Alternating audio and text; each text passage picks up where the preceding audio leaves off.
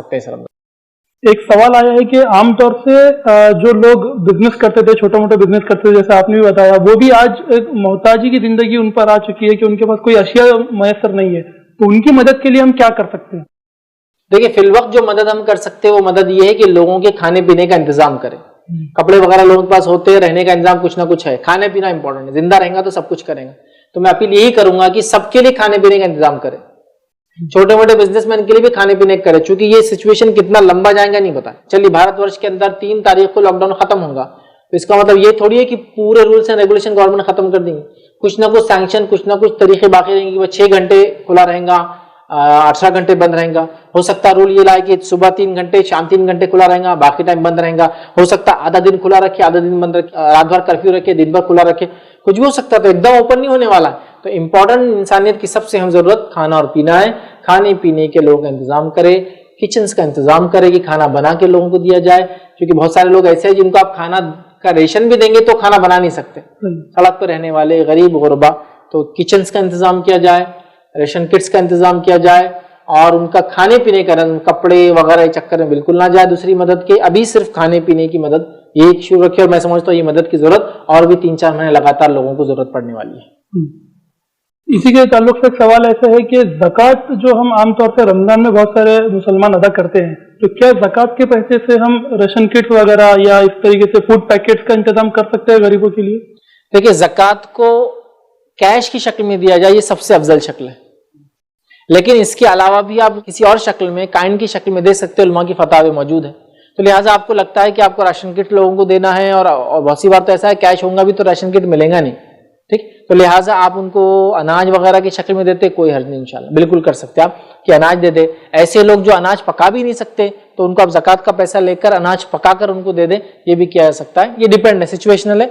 तो जैसा कपड़े देते थे लोग ज़कात की शक्ल में, अनाज भी दिया करते थे, तो आप पकावा भी दीजिए, अनाज भी दीजिए, रेशन किट भी दीजिए, बिल्कुल दिया जा सकता है इंशाल्लाह, इसमें कोई हर्ज नहीं। और बिला तफरीक मुस्लिम हो या गैर मुस्लिम हम उसको ये दे सकते हैं। देखिए, ज़कात का जहां तक मामला है, ज़कात के अंदर मिस्कीन और गरीब तो मौजूद ही है कि जो मांगने वाला है या मिस्कीन है। इसके अलावा एक मद उसके अंदर ये भी है कि लोगों के दिलों को इस्लाम से करीब करने के लिए, उसके अंदर भी मद में आता है। तो आपको लगता है अगर ये जरिया बन सकता है लोगों के दिल इस्लाम से करीब हो, इस्लामोफोबिया खत्म हो, इस्लाम के बारे में पाई जाने वाली गलत धारणाएं कम हो, तो बहरहाल ये भी किया जा सकता है उसके अंदर। ज़कात के ताल्लुक से एक सवाल ऐसा है कि बहुत सारे लोग ऐसे हैं जो सर्विस सेक्टर में थे या जो सैलरीज के ऊपर काम करते थे, तो उन लोगों को सैलरीज पे कट हो रहा है या सैलरीज नहीं मिल पा रही है, या छोटे मोटे बिजनेस वाले, अब जिसका बिजनेस ठप हुआ है तो उसकी जरूरत तो पूरी कर रहा है लेकिन ज़कात अदा करने के लिए पैसे नहीं है, तो क्या फिर वो ज़कात को डिले कर सकता है अगर उसके ऊपर फर्ज भी हो गई है? तो देखिए, ज़कात अगर फर्ज भी हो गई है और अभी चूंकि जाहिर से माल भी है उसके पास, लेकिन दुकान ही नहीं खोल सकता है,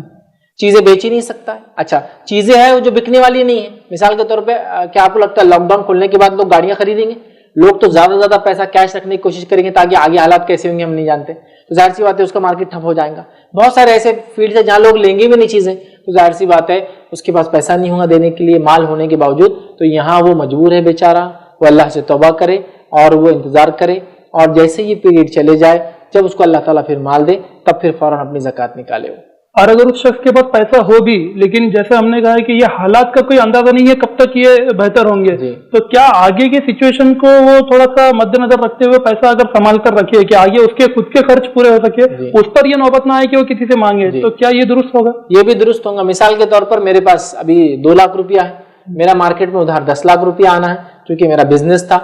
1 महीने से तो बिजनेस बंद हो गया, और भी कितने दिन न जाने बंद रहेगा, और उसके बाद भी मार्केट खुलेगा, चलेगा नहीं चलेगा हम नहीं जानते। तो 2 लाख ही मेरे पास सरमाया है।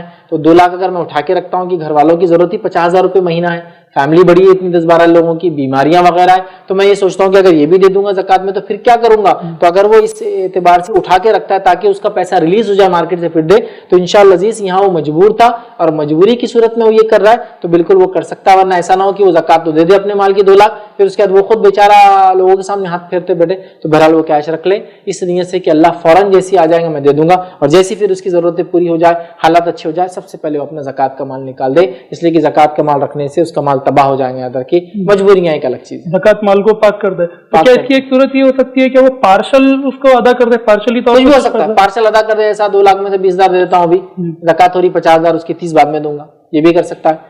वो ही रोक दे सकता है कि उसकी मजबूरी हालत के एतबार से बीमारियां वगैरह वगैरह और आने वाली सिचुएशन कैसी है, ये सिचुएशनल है। तो वहाँ लोकल उलमा से बात करें, वो ज्यादा अच्छे पोजीशन में होंगे कि वो उनको बताए और गाइड करे कि क्या किया जाए।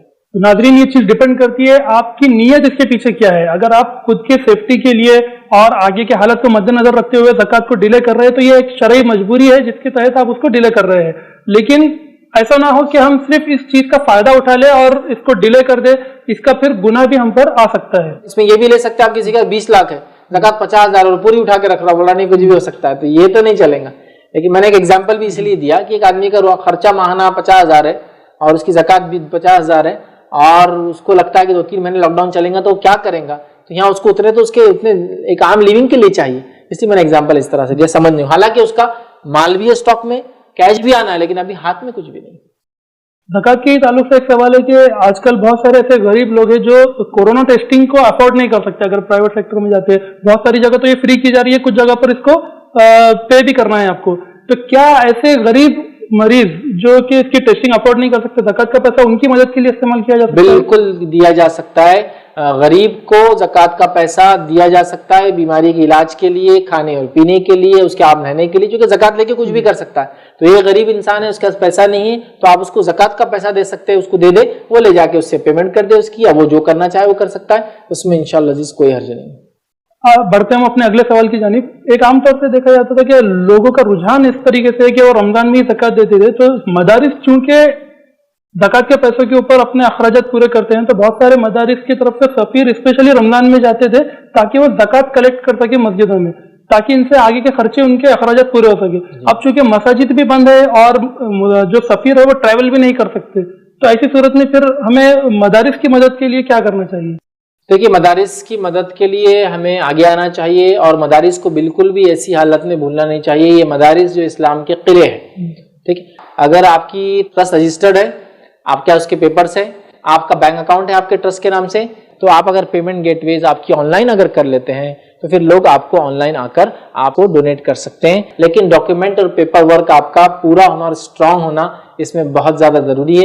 अगर वो होगा, बगैर जाए के भी जो आपके देने वाले डोनर्स थे आपको पेमेंट्स आपके अकाउंट्स में बहरहाल भेजते रहे। तो नाज़रीन, जो मदारिस के साल भर के अगले अखराजात पूरे हो सके और उनको बाद में ऐसी नौबत ना आए कि लोगों के सामने हाथ फैलाना पड़े। और जाहिर सी बात है, अभी चूंकि लॉकडाउन है वो निकल भी नहीं सकते। रमजान के 10 दिन तो देखिए हिंदुस्तान में लॉकडाउन में जा रहे हैं, 10 दिन के बाद भी ट्रैवलिंग पूरी नहीं खोलने वाली, क्यों? तो 10 दिन के बाद सेंट्रल गवर्नमेंट से लॉकडाउन खत्म होगा, may be state government extend करेंगी। मिसाल देता हूं मैं, 13 तारीख को महाराष्ट्र की गवर्नमेंट ने ये ऐलान कर दिया कि लॉकडाउन हमारा 30 तक चलेगा। उसके बाद 14 तारीख को पीएम ने हमारा ऐलान किया कि 3 मई तक चलेगा। हो सकता 3 मई से पहले महाराष्ट्र गवर्नमेंट फिर ऐलान करे कि हम और 10 दिन एक्सटेंड करेंगे, तो ये एक्सटेंशन कब तक भी चलेगा। अच्छा चलिए, आपने ये नहीं भी नहीं किया, अब पता चला कि आप है यूपी में, आपका मदरसा है, आपकी ज्यादा चंदे जो है साउथ में मिलते हैं, और पता चला साउथ में सारे स्टेट्स ने कहा कि अभी लॉकडाउन हम नहीं खोलेंगे, फिर क्या करेंगे? तो आप अगर पेमेंट गेटवेज आपकी ऑनलाइन अगर कर लेते हैं तो फिर लोग आपको ऑनलाइन आकर आपको डोनेट कर सकते हैं, लेकिन इसके लिए आपका पेपर वर्क स्ट्रांग होना जरूरी है। आगे बढ़ते हैं अगले सवाल की जानिब।